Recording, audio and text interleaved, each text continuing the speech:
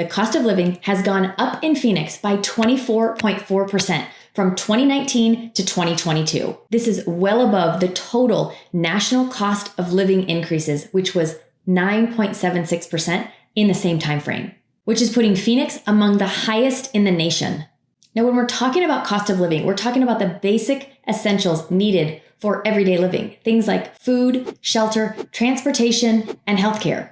Now, I'm going to throw another one in here because it's a really big component for a lot of families, and that's childcare. So let's dive into these and see what they look like right now in 2022. Now, because of inflation, some of these numbers have changed so fast. So if you think that my numbers are off, please let me know. I have done a ton of digging to try to find very current numbers, which are really hard to find. I don't feel like people really want us to know what they are right now, but they are changing fast. So if you think that the numbers that I'm giving are wrong or things that you're paying for right now are higher than what I'm telling you or lower, let me know in the comments down below. So we know that these numbers are going to change over time, but the one sector that has changed the most drastically in the last 2 years has been housing, and it has been on fire. We did see a small pullback at the end of 2021, but then when 2022 hit, it just went bananas. So let's take a look at the average size home in Phoenix, which is about 1,500 square feet to 2,000 square feet. Back in 2019, we saw the median sales price for a home of this size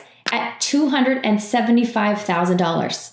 In 2022, it is now $465,000. That is almost $200,000 in 2 years. So I'm going to let you in on a little something because we are seeing a shift. Everyone's talking about it and it is happening. So that $465,000 home that I just talked about in May, just this past May, that number was actually $469,000. So we are seeing a shift. I am by no means saying that we're falling off a cliff, but I wanted to give you that little tidbit. It is starting to flatten and starting to go down just a little bit. I do think the most recent rise in interest rates has kind of kicked it over the top. And with the inventory that has started to increase over the past month, that has also given buyers a lot more to choose from. So sellers, be careful with your pricing. Okay, so we just talked about how the current median sales price for a home 1,500 square feet to 2,000 square feet is $460,000. Well, in 2021, the median sales price was $365,000. In just 1 year, we saw a 26% increase in the median sales price for these homes. This has really put a pinch on the affordability here in Arizona, which has always been looked at as a more affordable state to live in. It's really becoming hard for some people to afford homes. Now, one more area to talk about when we're talking about owning a home and cost of living are property taxes. Now, this is where we get a little bit of a silver lining because we are the 8th lowest in overall property taxes. So although the home price might be high, our property taxes are very low. So some of the other states that you're looking at that have also very, very high cost of living also have really high property taxes. So it's like a double whammy. We don't have that here, even though our home prices have grown exponentially. Now onto the cost of rent. Well, just like home prices, rental prices have been going up as well. Why did they go up so much? Well, our inventory was so low, buyers couldn't find a place to buy, so they needed to find a place to rent to live somewhere. And what did landlords do? They increased the rent. Some of these buyers that were looking just put a pause on their buying altogether because they were so tired of being beat out time and time again. They said, I'm just going to go rent for now. And they're in a rental home. The problem is that landlords right now are starting to increase people's rents by a lot. And now with the interest rates rising so high, there's a lot of people out there that are saying, I am not going to buy during these high interest rate times, or I cannot buy during these high interest rate times. So they're going to rent because some buyers just don't feel that now is the right time to buy. And maybe for them, it's not the right time to buy. Now, I just talked about this in another video. Should you buy now or should you wait? And what the cost overall is going to look like for you, given some pretty generic scenarios, but it starts the conversation at least. So I'll put that link right here. But so when you take a look at our rental prices and go back, just like we did with home prices back to 2019, again, a home, 1,500 square feet to 2,000 square feet. In 2019, the highest median leased price was $1,650. In 2022, that same house has a median lease price of $2,250. That is quite a jump in 3 years. And as I said, some landlords are talking about raising people's rent even higher. Now, my true feeling about this is that I really believe that some landlords, I hope one are getting good information, because just like homes for sale, rentals are starting to increase in supply. So that's going to dilute the power that they have or the leverage that they have in asking these astronomical rental prices. So if they start really increasing people's rent, although people don't want to move, they will move to save a few $100s. And then that landlord is going to be left with a vacancy. And who knows how long that's going to last. So it's one of those things, a bird in the hand is worth two in the bush. I really hope and I really think that some of these landlords are going to stop raising their rents so high and just keep tenants in their homes. And now for food costs. Everyone knows they have gone up and have continued to go up.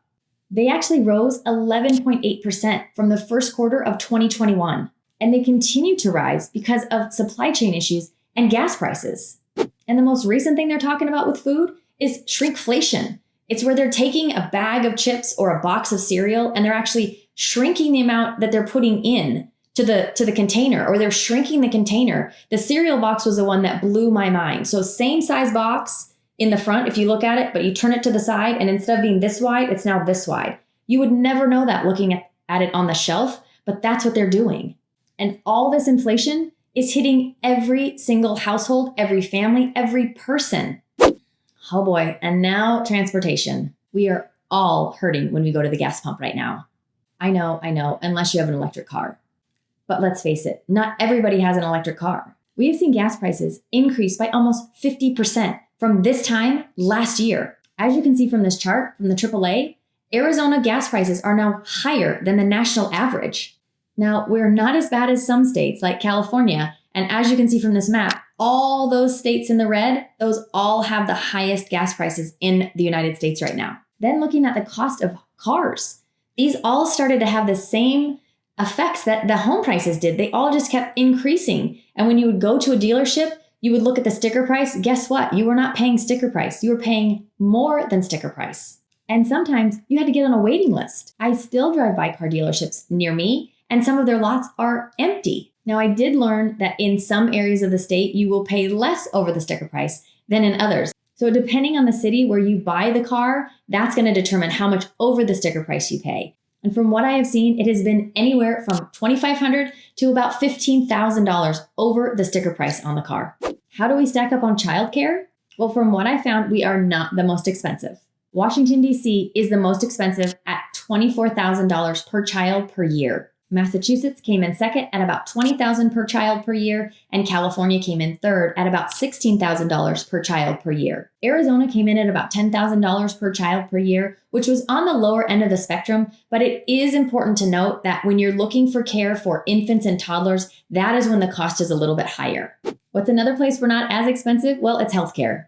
In fact, from what I found, it looks like we have only increased our premiums by about 0.5%. And again, as I've talked about in some of the other videos, many people move here, especially some people that are retiring. They move here because we have great healthcare. We've got the Mayo Clinic, we've got Honor Health, we've got a lot of options for people, great doctors, great specialists, and they want to be here because of our healthcare. So not having exorbitant amount of increases in premiums for your healthcare is just another good thing for the overall cost of living. Now, Arizona has always been thought of to be an affordable place to live. People loved living here and they loved the fact that it was really affordable. But over the past 2 years, that has drastically changed. And the major reason is because of the housing prices. And now couple that with the inflation that we're seeing, and it is like a massive double whammy for people that are living here or people that are looking to move here. And as I mentioned at the beginning of the video, cost of living in Phoenix is now one of the highest in the nation. Now, don't worry, places like New York, San Francisco, LA, San Diego, all of those places are still far exceeding what our cost of living is here, but we've gone up. So many of the people that are still making the decision to move to Arizona that has a higher cost of living than where they are now is usually because they are getting a great high-paying job or they love the lifestyle here in Arizona. So as I mentioned, our overall cost of living is high for the nation standards, and housing is one of those things that really put us there. So what we're really seeing right now is we're seeing this big shift. So the real question is that how far of a shift is this going to take us? Are we going to see prices really, really change? I don't think we're going to see prices really, really drastically change. I do think that we are in for a little bit of a rocky road right now. Part of the reason is because of the interest rates. No one No one anticipated interest rates going up this high, this fast, which is really kind of shocked the real estate market and shocked the buyers and sellers right now. I know most of mine are just kind of spinning around going, what just happened? And it is going to take a little time to settle out. Now, personally, I do think that there are other ways that we can help tame inflation other than just raising interest rates, but I do know that they did need to increase. One of my overall concerns right now is just the lack of affordability for people every day that still need to find a home to buy and or rent. I do still strongly believe in home ownership as a very big pathway to wealth. So that is usually the direction that I really want people to head for, but I also understand if they just can't do it right now. Let's find a rental for you. Let's make sure that it's sensible so that you still have the ability to save some money to make a purchase in the future. But if all of this is okay for you and you want to find out if Arizona is the right place for you or not, take a look at this video. I think that will help you out a lot. If I can answer any questions for you, please feel free to reach out to me. My contact information is down below. As always, I thank you for watching and I'll see you next time.